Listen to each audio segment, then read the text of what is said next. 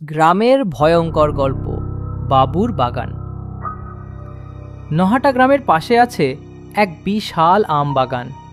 গ্রামের মানুষ তাকে ডাকে বাবুর বাগান।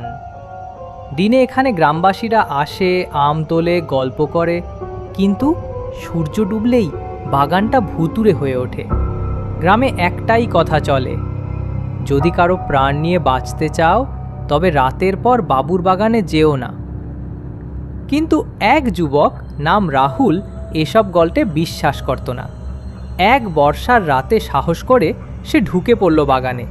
চারদিক ঝিঁঝি পোকার শব্দ, হালকা বাতাসে আম পাতার শোষো আওয়াজ, মনে হচ্ছিল যেন কেউ লুকিয়ে তাকিয়ে আছে। কিছু দূর যেতেই সে শুনল একটা শিশুর মিষ্টি হাসির শব্দ।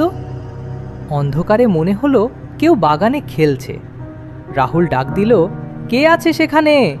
কোনো উত্তর এলো না, বরং শিশুর হাসি ধীরে ধীরে কান্নায় পরিণত হলো। কান্নার আওয়াজ চারদিক ঘিরে ফেলল। রাহুল ভয় পেলেও সাহস করে এগিয়ে গেল। হঠাৎ তার চোখ পড়ল গাছের নিচে মাটিতে যেন একটা ছায়া নড়ছে, অথচ সেখানে কাউকে দেখা যাচ্ছে না। তারপর মাথা ঘুরিয়ে উপরে তাকাতেই শরীর জমে গেল। আম গাছের মোটা ডালে বসে আছে এক অদৃশ্য মহিলা। শুধু তার ফাঁকা চোখ জ্বল জ্বল করছে, আর নাক দিয়ে ভয়ানক গড়গড় শব্দ বেরোচ্ছে, ঘর ফিরে যা, ফিরে যা।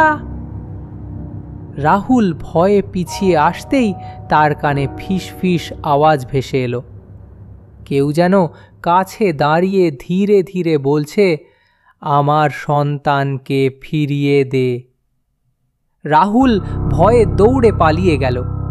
গ্রামে ফিরে সে কিছুই বলতে পারল না, শুধু থর থর করে কাঁপছিল। আজও নহাটার বাবুর বাগান রাতের পর ফাঁকা থাকে। লোকজন বলে যে একবার সেই শিশুর হাসি আর অদৃশ্য মহিলার কান্না শুনে ফেলে, তার জীবন আর আগের মতো থাকে না।